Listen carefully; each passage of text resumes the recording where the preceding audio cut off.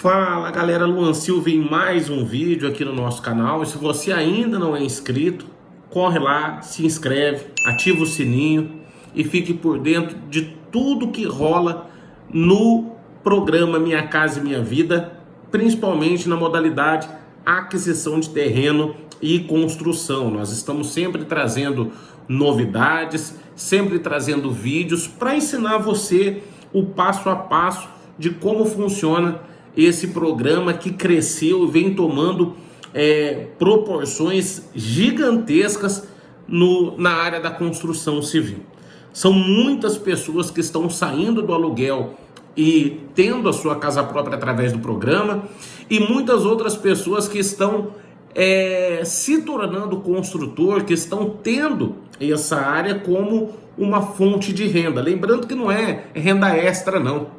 É que o programa Minha Casa Minha Vida é um mercado muito grande e faltam profissionais capacitados para atender a demanda. São muitas as pessoas que trabalham como CLT, por exemplo, que tem das 7 da manhã às 5, 6 da tarde, presas ali na empresa, na loja, e não conseguem correr atrás.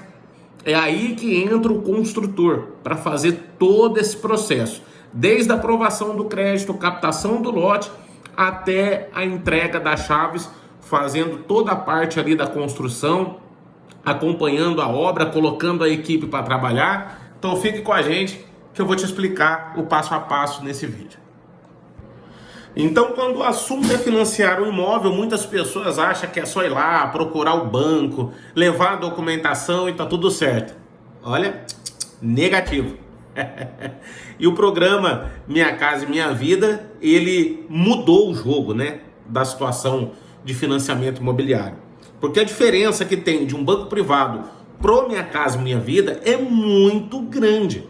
Principalmente quando trata-se de pessoas de baixa ou média renda, que estão aí à procura de realizar a conquista do seu primeiro imóvel. Primeiro, que o subsídio do governo é algo que nos outros bancos como Caixa, Itaú, Bradesco, eles não têm. Enquanto eles exigem que você financie quase que o valor total do imóvel, o Minha Casa Minha Vida reduz essa conta para você através do subsídio, que pode chegar em alguns casos, no valor de até R$55 mil. E essa diferença você vê na hora ali de fechar o seu contrato, né? Pela casa, no programa Minha Casa Minha Vida, em via de regra, o valor do imóvel solicitado, a Caixa vai liberar até 80% de recursos e 20% teoricamente seria a sua entrada. Esse valor que você acerta de entrada é aonde se abate o subsídio. O subsídio é aquele auxílio dado pelo governo para a aquisição do primeiro imóvel. Então fica atento. Luan, já tive uma casa no passado, já tive um apartamento, já tive um imóvel no meu nome, registrado, escriturado, tudo como manda o figurino. Então você até pode participar do Minha Casa Minha Vida, mas o subsídio você não tem, tá? Outro ponto que é muito importante que você fique atento é que o subsídio para rendas acima de R$3 mil, principalmente se você for solteiro sem filho, ele começa a reduzir. Em alguns casos, pega lá R$1.000, R$500 e outros não pega nada. Fazer o quê, né? Mas o maior benefício que o programa oferece, pelo menos no meu ponto de vista, é a taxa de juros oferecida pelo programa, que é a menor de qualquer outra linha de financiamento imobiliário. Não tem nenhuma linha de financiamento que consegue nem igualar a taxa de juros do programa Minha Casa Minha Vida. Para você ter uma ideia, a taxa de juros do Minha Casa Minha Vida começa ali em 4,025, taxa anual, né? Taxa de juros anual. E o banco privado começa ali aproximadamente ali entre 7% e 8%, para você ter uma ideia. E o que isso muda, Luan? O que a taxa de juros vai mudar? Ela muda muita coisa no financiamento. Muda a questão dos valores das parcelas, que vão ficando cada vez mais alto, quanto maior a taxa de juros. e a soma final desse imóvel. Quanto maior a taxa de juros, maior será o valor pago lá no finalzinho, quando você quitar essa sua casa. Eu vou dar um exemplo aqui. Você já viu financiamento de carro, por exemplo? Que as pessoas reclamam: poxa, o carro vale 20, eu financiei, estou pagando quase 60. Por quê? Porque a taxa de juros é muito alta. E a casa é a mesma coisa, certo? E aí tem um outro pulo do gato aqui, que inclusive você pode correr lá no canal do Primo Pobre, que ele traz muitas dicas importantes referente a financiamento, que é o quê? Você pode, através do aplicativo Habitação Caixa, isso não só para Minha Casa Minha Vida, mas é válido para qualquer linha de financiamento imobiliária, tá?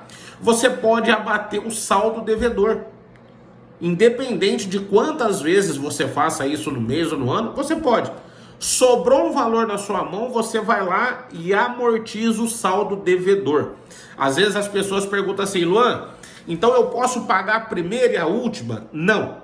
No Minha Casa, no financiamento imobiliário, em específico aí no Minha Casa Minha Vida, você não vai pagar a última parcela. Você vai abater sobre o saldo devedor. Por exemplo, supondo que você tem uma parcela no valor de R$ 800, certo? E o vencimento dessa parcela é todo dia 10 de cada mês. E aí você já pagou essa parcela, tá em dia o seu financiamento.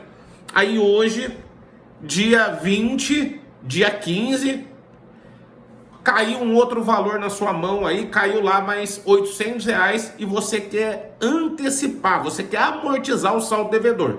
Então você não vai pagar a última parcela do financiamento com desconto, não é assim. Você vai abater sobre o saldo devedor.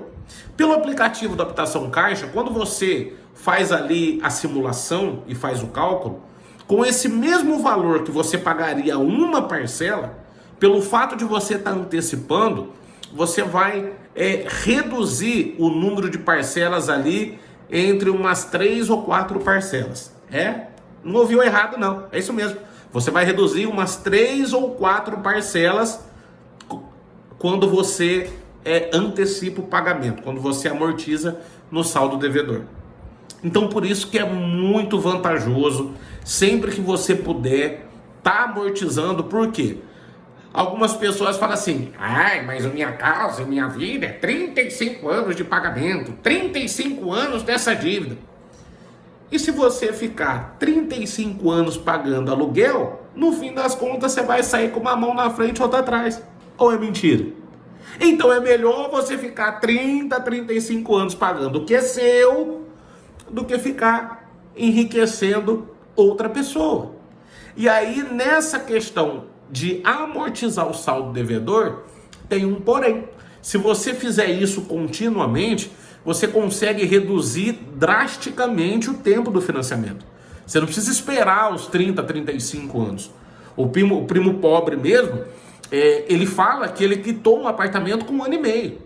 Ele vendeu o carro, vendeu não sei o que, fez isso, fez aquilo. Não que você precisa fazer isso, mas quanto maior o recurso que vier à sua mão e você usar para bater o saldo devedor, mais cedo você vai quitar o seu financiamento.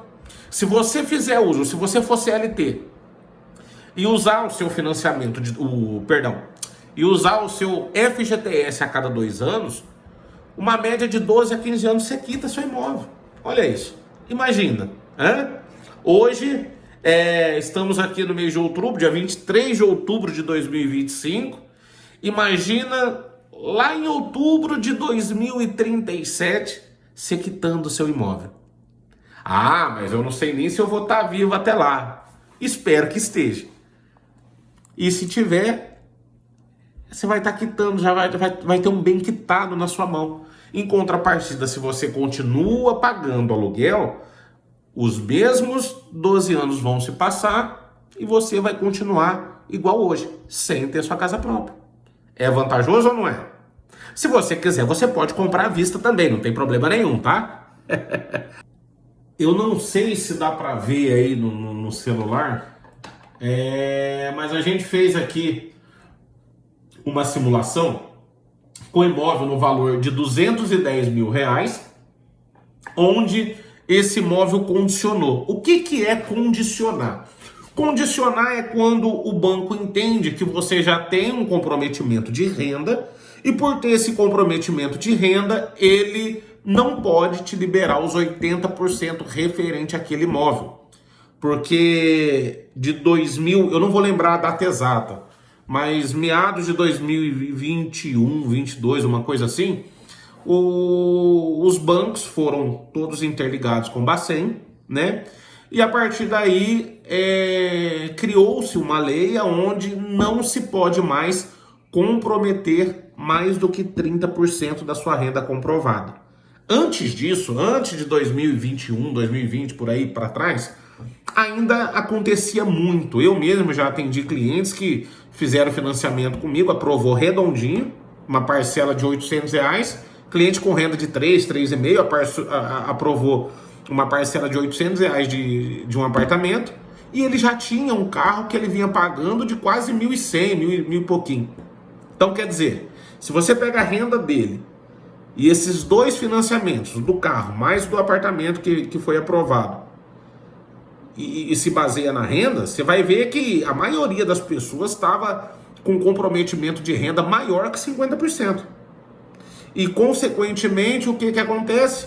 Aumenta muito o número de inadimplência. Tanto que se você puxar imóveis financiados ali até 2000, acho que de 2022, 2023 para trás, 2017, a quantidade de imóveis que foram para leilões é muito grande. Porque aí o pessoal acaba se enrolando. Então, para amenizar, né, impedir que isso aconteça, para tentar ajudar ali o brasileiro a manter a sua vida financeira com saúde, né, vamos dizer assim, então foi feito essa mudança onde não é permitido mais do que 30% do comprometimento de renda de cada pessoa. Então, se você está querendo comprar sua casa própria e você já tem aí um carro financiado, vamos lá, você ganha R$ 4.000, tá? E você já tem um carro financiado aí que você paga uma parcela de R$ 800, R$ 900. Sinto te informar, mas provavelmente você não vai conseguir um financiamento imobiliário. Justamente porque se a sua renda é R$ 4.000, o máximo que pode ser comprometido é 1.200. Se você já paga 900 de parcela de um carro, R$ 300 não dá para pagar a parcela de uma casa. Você concorda comigo? Então, esse é um dos pontos que pode sim impedir você de conseguir a aprovação do seu crédito, certo? Então, nessa simulação que a gente fez aqui, que eu não sei se dá para ver direito no vídeo, então o valor do imóvel 210 mil, o subsídio 995, uma renda de R$ 3.000, aqui, gerou uma entrada de 80.500. O banco liberou R$ 128.505, gerando uma entrada maior. Então, toda vez que você ouvir alguém dizendo que condicionou a sua parcela ou condicionou o seu financiamento, isso quer dizer que o recurso que o banco liberou para você foi menor do que 80%, e a consequência disso é fazer com que a sua entrada fique cada vez maior, certo? E aí, por outro lado, a gente tem uma outra simulação aqui, ó, uma renda de 4.519, o valor do imóvel 230 mil, 420 meses, 80%.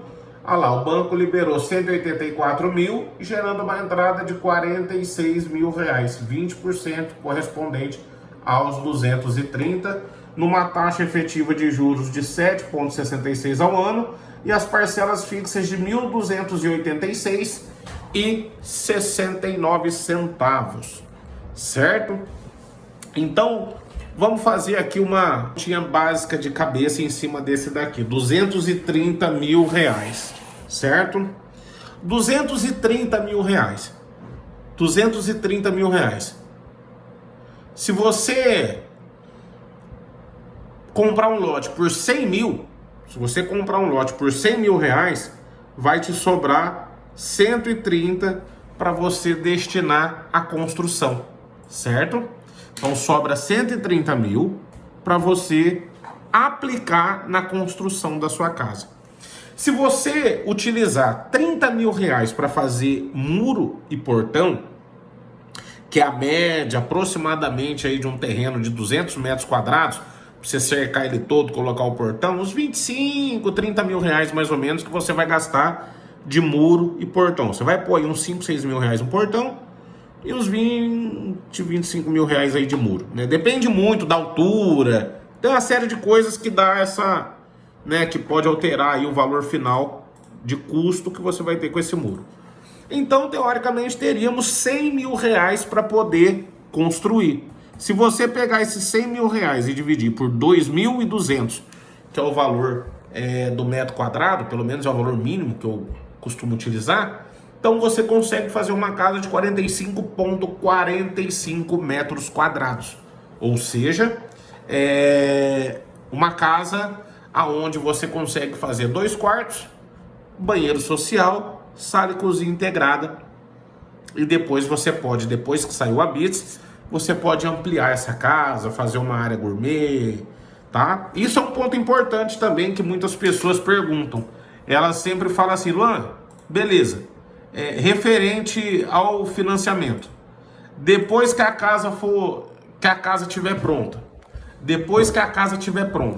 eu consigo financiar, eu consigo alugar? Você pode, você está fazendo um financiamento, você não está ganhando nada do governo, você está fazendo um financiamento, certo?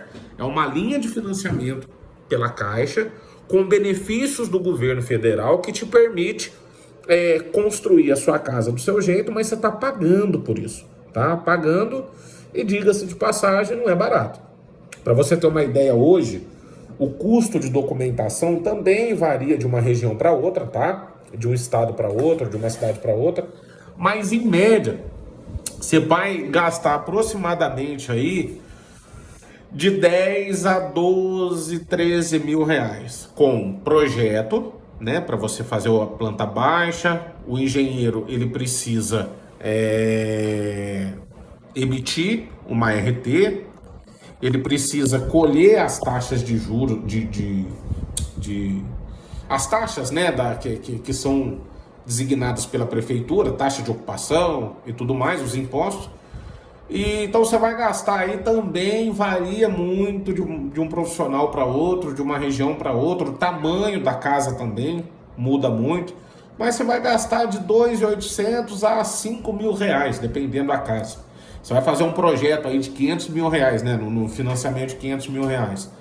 Você vai fazer uma casa de 100, 110 metros quadrados de construção, então obviamente esse projeto vai ficar bem mais caro, né? Tudo vai de acordo com o custo, com o investimento que você vai fazendo.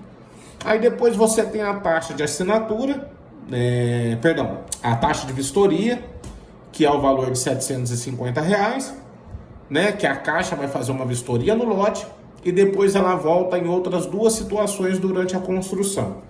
Quando a casa está com 30% concluída e depois quando ela está com 85% de conclusão.